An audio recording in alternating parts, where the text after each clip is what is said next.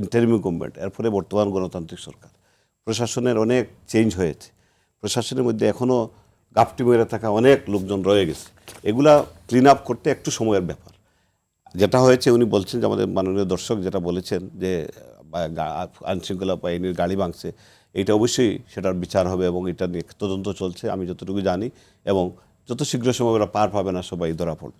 আমি ভাইয়ের কথা একটু উত্তর দিই। উনি আমাদের সিনিয়র, ওনার আমি সম্মান শ্রদ্ধার সাথে উনি যে মিথ্যা মামলার কথা বলছেন, এই আবারও বলছেন যে এটা এই লোকজন সাফার করতেছে। তাইলে চিন্তা করেন আপনি, বাংলাদেশে এইগুলা বাদ দিয়ে অনেক অরাজনৈতিক মামলা হয়, অনেক মামলাগুলো হয়, অনেক চুর ডাকাত, অনেক নিরীহ মানুষের ডাকাতি মামলা ঢুকে যায়, চুরির মামলাতে ঢুকে যায়, রাজনীতি বাদ দিয়েও। এরা তো বছরের পর বড় বিচারের জন্য অপেক্ষা করে, ওরা পলায় থাকে। তাহলে তো এইগুলো তো ক্রাইম এগেনস্ট হিউম্যানিটি। আসলে আমরা এইভাবে এইগুলাকে বিচার করলে হবে না। আমরা এই পার্টিকুলারলি এই ব্যাপারগুলো আমরা ডিফারেন্ট ওয়েতে চিন্তা করতে হবে। আর ট্রুথ কমিশন, আপনি বলবেন যে ট্রুথ কমিশনের একটা এক্সপিরিয়েন্স আমাদের আছে। 1/11-এর পরে একটা ট্রুথ কমিশন গঠন করা হয়েছিল। সেই ট্রুথ কমিশন আপনি জানেন যে দুর্নীতিবাজ যারা তারা ছিল, তারা বলেছিল যে তারা এসে দুর্নীতি স্বীকার করলে, কয়েকজন করেছিল, করার পরে আবার তাদেরকে ইয়ে করা হয়েছে, কিন্তু এটার ফল কিন্তু খুব যে ভালো হয়েছে এইভাবে না।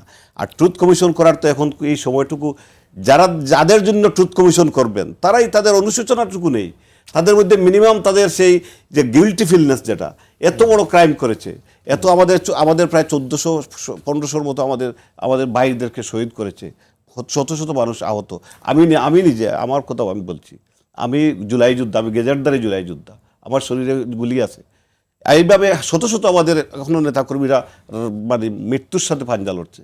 এখন আমরা তাদেরকে ডেকে এনে ট্রুথ কমিশন করে তাদেরকে ইয়ে করবো, এটা তো হয় না, এটা তো এখনই এই ব্যাপারে হবে না। এবং আইনের একটা ব্যাপার আছে, এখন বাংলাদেশের জাতীয় সংসদ যেখানে আইন করে, সংসদে একটা আইন হয়েছে, সেটাকে আমরা তো এইভাবে চাইলেও অনেক কিছু করতে পারি না। সেই ক্ষেত্রে ওই জায়গাটা যেটা দিয়ে আমি একটু প্রশ্নটা করে নিই, ওই আশঙ্কাটাকে আপনি করেন কিনা, যেখান থেকে আমি আসলে আজকের আলোচনাটা শুরু করেছিলাম। তথ্য উপদেষ্টা আপনার যে বাস্তবতা, আপনার যে ফিলিংস নিশ্চয়ই উনিও বোঝে, উনি আপনাদের সরকারে আছে, তো যেটা তুষারও তুলেছে যে এই প্রশ্নটি উনি আমি প্রথমেই বলেছি, এটা উনি যে চিন্তাধারা থেকে বলেছেন যে না, সে যে কোনো স্থানীয় সরকার নির্বাচনে তো এখানে প্রতীক নেই, প্রতীক না থাকলে ওই লোকালিটিতে তার একটা যেটা ওইটা উনি তুষার যেটা বলেছে যে সেখানে যদি কোনো পোস্টের দ্বারা কেউ দাঁড়ায়, কিন্তু আইনে তো লেখা নেই যে কোনো পোস্টের দ্বারা হোক, চেয়ারম্যান মেম্বার হতে পারবে। আরেক আইনে তো আপনি যেটা তুষার বারবার তুললো যে এটা তো সাংঘর্ষিক না, চেয়ারম্যান মনে করেন চেয়ারম্যান, আপনি কিছু প্রশ্ন করতে চান। এটা হলো যে ওনার বক্তব্যটা আমি এমনি তো নিউজ হেডিং কি হয়েছে এটা একটু ডিটেইলস পাইলে হয়তো আমরা বুঝতে পারবো। বক্তব্যে যেটা বললো যে এই শর্ত যদি পূরণ করতে পারেন, সেই শর্তটা আমার কাছে মনে হয়েছে যে ইসি যেটাকে অঙ্গীকারনামা বলেছে, সেটাই যদি সেটা হয় তাহলে কিন্তু জিনিসটা সেটেল হয়ে যাচ্ছে। কিভাবে যে আপনি তো অঙ্গীকার করবেন যে আমি কোনো নিষিদ্ধ ঘোষিত সংগঠনের সাথে জড়িত না, সেক্ষেত্রে কি মানে ওই ঝুঁকির যে আশঙ্কা সেটা কমে যাবে অনেক। আপনি যদি মানে একটা হলো আমি আওয়ামী লীগ সমর্থক, কাগজে আমি অঙ্গীকার করলাম, মাঠের বাস্তবতা তো আপনি জানেন। কাগজে না, আমি বলি আমি আওয়ামী লীগ সমর্থক, এটা তো আমাকে নির্বাচনে অংশ নেওয়া থেকে বাধা দেওয়ার কোনো সুযোগ না, তা তো না, সেটা তো ভোটে আপনি কারা আসতে পারবে না, যারা ওই দলের এখনো পদে আছে, তাইলে আমি অমুক সংগঠনের সাথে জড়িত, কোনো সমর্থক তো এটা বলে না আমি অমুক সংগঠনের সাথে জড়িত, এটা কি বলে? এটা কি বলার তো কোনো স্কোপই নাই।